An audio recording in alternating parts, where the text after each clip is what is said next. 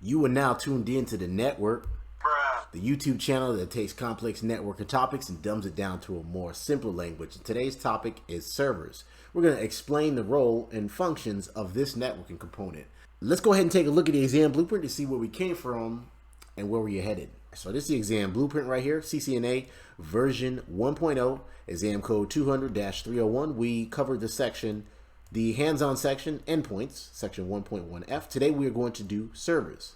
I know y'all probably thinking, why are we talking about servers and stuff like that? If I came here for routing and switching, well, for one, it's on the blueprint, so you don't have to know what a server is and the function it plays in the network, right? And two, it's very important because, you know, there's just going to be a server on your network. It plays a vital role in your network because it offers so many different services, right? What is a server, right? What is a server? And let's go ahead and explain what that is. So a server is somebody that brings you your food at a restaurant, right? And I know y'all like network, bro. Please stop it with the corny jokes. I'm trying to learn here. I'm trying to learn about routing and switching here. But hear me out now. It's just like a person that's bringing you your food at a restaurant, right? We got this lady right here who is the server, obviously, or waitress, you might want to call it that, right? And then she is servicing these two patrons right here, right? We got this lady right here. Notice she's kind of looking at her like, you better not, you know, stop giving my man some choosing signals before I, you know, bust your behind right here, right? But anyways, and she's serving them some breakfast right here, right? Well, this is similar to what a server is or does on a network, right? The server services its clients, right? Just like what are clients, right? We said it in the last video. Clients are also known as nodes. They're also known as endpoints or end stations, etc., right? So what is a server going to service its clients, right? Am I going to have a computer server that's going to serve me a T-bone steak? No. Let's go ahead and further into what a server does and what it services. Official definition. In computing, a server is a piece of computer hardware or software that provides functionality for other programs or devices called clients. So just like we said, we have the server right here. This would be kind of like the waitress, and he or it is servicing its clients, right? Well, just like I said, what is it servicing, right? What is the server servicing its clients? Well, servers can provide various functionalities, often called services, such as sharing data or resources among multiple clients or performing computation for a client. A single server can provide or serve multiple clients, and a single client can use multiple servers. Typical servers are database servers, file servers, mail servers, print servers, web servers, game servers, lions and tigers and bears, oh my, right? Servers can provide many services, just like this video you're watching on YouTube, right? You are being serviced by a server that that Google owns, right? It's YouTube, but it's really, I think Google owns YouTube, right? So there's a Google server that you're watching this video stream from. So you are being serviced on your client, which is the laptop or PC or cell phone or tablet, whatever you're watching this video on, with me and my beautiful beard. You are being serviced by this web server, right? So that is essentially what a server does. It services you with these services, and there's multiple types of services, which we're going to go and explain further in these next slides right here, right? And by the way, this is typically called a client-server architecture right here because we have our clients right here. Here's the internet in the middle right here, and it's being serviced by this server right here. Now, there's different types of form factors or different ways that a server can be, you know, they can come in, right? It could be kind of like a desktop PC like this or a tower, but it's just gonna have beefier hardware. It's gonna be having like a faster CPU. It's gonna have larger hard drives. It's gonna have RAID arrays. It's gonna be, you know, solid state drives. It's gonna be a lot faster than a regular desktop computer typically. And it could also be a rack mount server, meaning it's gonna be like on a rack, you know, just like you see in a server room, right? That's why they call it server room. And it just sits on, you know, like in one U or maybe two U's, and it just sits on, it just gets screwed onto a rack, right? So there's those type of form factors. There's also, you know, just like this right here would be like a virtual server. So you can't really physically or, you know, touch it or see it, and it's virtually spun up on a computer, and you could use that to service your clients, but it's just virtual. There's many different types of form factors. There's also different type of operating systems, right? You have Windows Server, There's Linux operating servers or Linux operating systems that could be used as a server because it's more lightweight nowadays. I don't really know too much about, you know, Linux or whatever. There's different operating systems that these servers can use, just like a computer can use different operating systems. Mac OS, Microsoft Windows, etc. Now, what are the different services that a server can provide, right? Let's go ahead and talk about that, you know, because the server is not going to serve you fettuccine Alfredo or anything like that, right? So we need to talk about what the different services are. One that you're probably most familiar with is HTTP. They're also known as web services. HTTP is the foundation of data communication for the World Wide Web, where hypertext documents include hyperlinks to other resources that the user can easily access. So when you go to a website, I don't know, IKEA.com or whatever, right? You type in www, you use the HTTP service to get to its web server that sits somewhere on their, you know, network infrastructure, and you use that service to gather all the text files, all the images and videos and photos from the IKEA website, right? And it puts it onto your screen. Well, the service that you use to get to those web servers is HTTP. There's also HTTPS. It's basically like HTTP, but it's the more secured version. The S stands for Secure Socket Layer, and it's basically encrypts the traffic that you use to get onto the IKEA website, right? So you got your tablet and you get onto the IKEA website, right? The communication that you use is HTTPS, right? But this time it's encrypted, whereas HTTP, the traffic is through clear text. So any good hacker, anybody that has, you know, like nefarious intentions, they can get on to, you know, they can see all the information, all your usernames and passwords and credit card information that you're using to get on the IKEA website. They can gather all of that shit. They can gather all of that stuff if they really want to. But if you use HTTPS, you're less likely to get hacked because it's secure and encrypted traffic. Kind of like VPN, but this is HTTPS. It's services that you use to get onto a web server. There's also DHCP. DHCP is a service that allows you to provide IP addresses automatically to hosts on your network.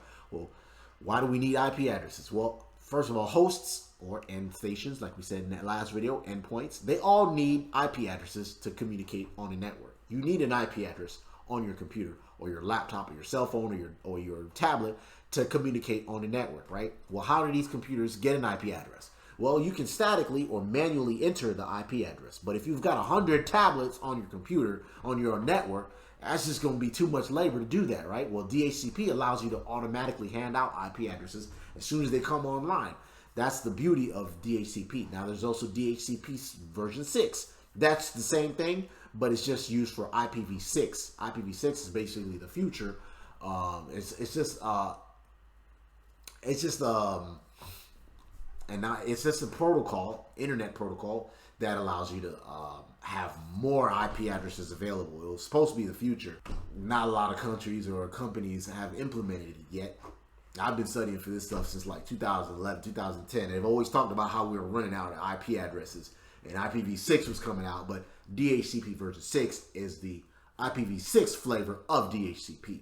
There's also FTP, File Transfer Protocol. It's a standard network protocol that's used to transfer computer files between the client and the server. Just like we said, we got the client or the patron, the person that's eating at the restaurant, and then the server, the waitress, right? We use the FTP service to transfer files between the two. What kind of files we need to transfer? Well, it could be, I don't know, like, it could be, who knows, like a PDF file for the CEO. We can use FTP services to transfer those files from there to the person's computer. That's what FTP is. And now that's opposed to TFTP, which is Trivial File Transfer Protocol. It's basically the simpler version of FTP. It uses a different port number. It does not have authentication. FTP, you could use a username and password, and TFTP, you don't.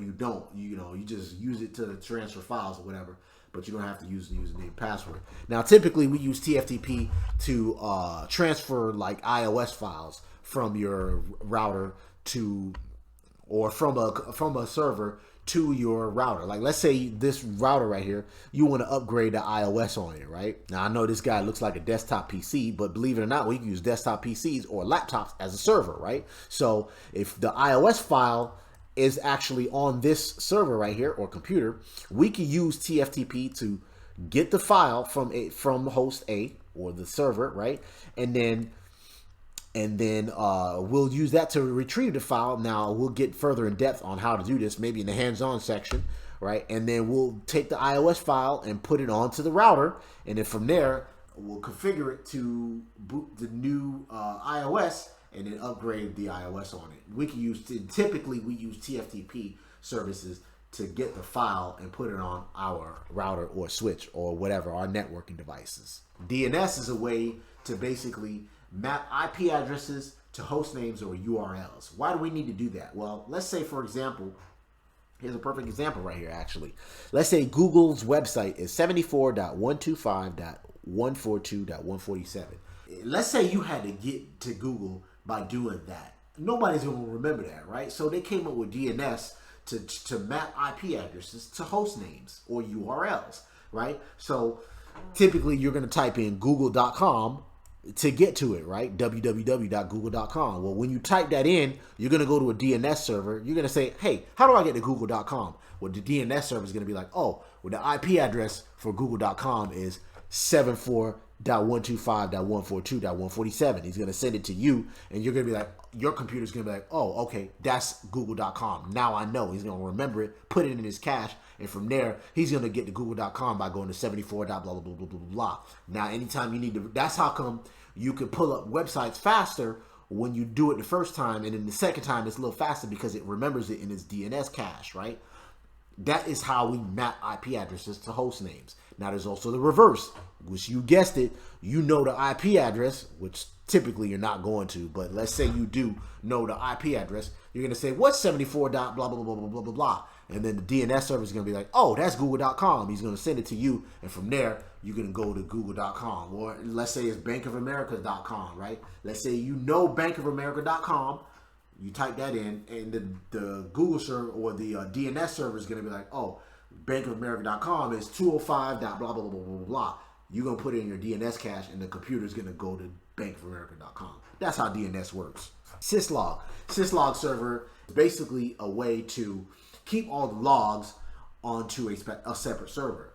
Syslog is, so like, let's say you got some a router or a switch that keeps track of who is logging on to the router, right? And what time they log on to this router, right? And then let's say the router crashes or whatever, and it keeps the timestamp of that, right? Or you got these debug messages and it keeps the timestamp and the time that, let's say you got a user that made a change. It kept the date and the time of when that user made a change, right? The switch or the router can only hold so much of that information because the log or the buffer can get really full, right? Well, you can dump all of these timestamps and all these logs onto a Syslog server, right? But you will use Syslog as a service to gather that information, right? And that's what Syslog is. In computing, a Syslog is a standard for message logging. It allows separation of the software that generates messages, the system that stores them, and the software that reports and analyzes them. That's basically what Syslog is. It takes all the messages and dumps it onto another server, so that way you can, you'll have more space on the server than you are on this little switch, because they only got so much space on the switch. Or the AAA or AAA refers to authentication, authorization, and accounting. It is used to refer to a family of protocols that mediate network access. Let's talk about local-based authentication versus server-based authentication. It's basically a way to, get usernames and passwords, right? That's what authentication is, right? Now, local-based authentication is we keep the usernames and the passwords on the local router in this example, right? So we keep the usernames and passwords there, right? So I type in network bruh as my username, and the password is ABC123. Y'all know that's not gonna be my username. I'm a little more secure on my passwords, but let's say that's my username and password, right? It is stored on this router right here. It's gonna be like, okay, network bruh is the username, password is 123. That is correct, and then it's gonna grant me access onto the router. That's local-based authentication. Now, server-based authentication is, you guessed it, we kept the usernames and passwords on this AAA server, right? The usernames and passwords are stored on here. Now, the way it works is the client establishes the connection with the router. So the client is this this lady right here with her little silk press and her little red bottoms right here, she gonna log on to the router, right? She gonna put in her username, Kiera123. Password is ABC123, right? Because she couldn't think of a better password and username, right? The router is gonna be like, or the AAA router is gonna prompt the username for the password. That's when she types in Kiera123 and then the username password, right? And then the router is gonna check it. The router is going to authenticate the username password using a AAA server. He's going to ask the router, this AAA server, hey, Kiera123, her password is ABC12345. Can she log on to this router? And then the AAA server is going to be like, he's going to check the database. He's going to see the username and password and let you know if that's correct or not. Yeah, that's correct. And he's going to let the router know that is the correct username and password. And then from there, the AAA server is going to grant access to Kiera onto the router, right? Now, you're probably wondering, what is the advantage of using server-based authentication? Well, let's say you got this router right here that kept the username and password on there, right? But you also got router 2 that got another username and password, right? Let's say Kiera put in her password as Kiera ABC547, right? And then she got another username and password. And then she got another username and password on router 4 right here, right? Right? It doesn't scale well if you've got a whole bunch of routers with a bunch of usernames and passwords, and there's so many usernames and passwords to try to remember, right? Well, a AAA server, you can keep just one set of username and passwords right here. This will be centralized, and you can have a million routers, but you're going to authenticate to the AAA server, and then from there, it'll grant you access to any other router you wish. It's as long as that router authenticates to that TACACS or AAA server. It uses TACACS or Radius, which we'll get more in depth in that in another video. But anyways, the AAA server keeps the usernames and passwords. It's more scalable and allows you to just remember just one set of username and password. You mentioned NTP. NTP is basically a way to sync all the date and time on your network. Why would you need that? Well, if the date and time is not the same on your networking devices, on your routers and your switches and your firewalls and stuff like that, there's a lot of things that's not going to work. A lot of services depend on NTP to, let's say, for example, Syslog, right? If you got, somebody that made a change at 3 in the morning, right? But the time on your clock or on your switch is wrong, and it dumps it onto the server, onto the Syslog server. If your time is not match, if the time between the Syslog server and the switch does not match, then you're going to have a lot of conflict and discrepancies on your network. NTP allows you to sync the time on your network so that way you can, things work better when the time and the date is correct. It's just like, the clocks in your home, right? If you have the clock on your microwave that's, the same as the clock on your VCR, I hope you ain't got no VCRs, but on your phone, right? You're obviously gonna function better. For example, my mom, I remember one time she said she got up one time, because I got clocks in the house, but I keep it dark, right? And she didn't realize the time, what it was, and she woke up at like 8 o'clock at night, and she was like, "Oh, I gotta go to work," and she left to go to work. And halfway to work, she was like, "Why is it not daytime yet?" She left and didn't realize she did not have to be there. That, that's just an example of that, right? If your devices on the networking infrastructure have different times, you can have a lot of conflict and a lot of things can go wrong if the time is not synced on your network. NTP allows you to sync the time. Now we're gonna go further in depth on the stratum and atomic clocks. I don't want to go too in depth in it on this video, but as a quick overview, the closer you are to an atomic clock, the more accurate your time is. Just like a real atomic clock, the further you are, the less accurate it is. So stratum 1 is directly connected to an atomic clock, right?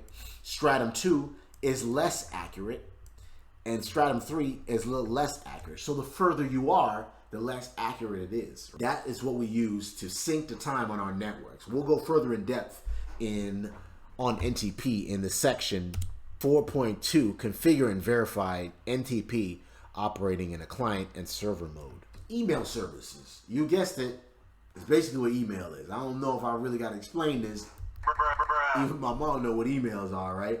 But anyways, email is basically a way to kind of, transfer emails, right? Electronic mail, right? So the only thing is that we use SMTP, or Simple Mail Transfer Protocol. We use that to transfer or send emails from the client PC to the mail server, right? We also use SMTP to transfer emails or send emails from a mail server to another mail server. Let's say we had another mail server here. Well, we're going to use SMTP to transfer the mail from that server. So from server to server, from client to server, we use SMTP. Now, if we're going to go from server to the client PC, we're going to use POP, or Post Office Protocol. Now, the latest version is version 3. We use that when you download emails to your email program. The program will connect to a server on the network that is known as a POP3 server. So we use POP3 or POP to transfer the email from the server, and you download it to your computer. Now, as a quick overview, these are all the services that we use that a server uses to service its clients. Again, it's not going to serve you breakfast. A service uses these services: HTTP and HTTPS, which is used for web services and secure web services; DHCP, which allows you to provide IP addresses to hosts on your network; FTP and TFTP, we use that to transfer files; DNS, we use that to map IP addresses to host names; Syslog, we use that to keep a log of date and timestamps; AAA, we use that to keep user accounts on a separate server, right, to authenticate our users. We also use that for accounting, to keep a log and stuff like that, and authorization on what they're allowed to do. That's what AAA stands for: authentication, authorization, and accounting. And there's also NTP that we use to sync our time on our network, and then emails that we use to send and receive emails. We'll go further in depth as we go along in these videos on what these services are, how they work, the commands. We'll be talking about the port numbers and stuff like that. This was just a brief, high-level overview on the services that a server provides to clients on a network. That is all I got for y'all today. That is my YouTube page. That is my Twitter handle. And believe it or not, I open up an Instagram. So if y'all want to follow me on a more personal level, follow me on these social media platforms. If you like these videos, please go ahead and leave a comment below. And if you want to, leave me any kind of constructive criticism on how I can improve these videos, leave a comment below as well. Hit me with that like button if you like this video. And also share this video if you like, these videos and stuff like that. In other words, please comment, like, subscribe to the network.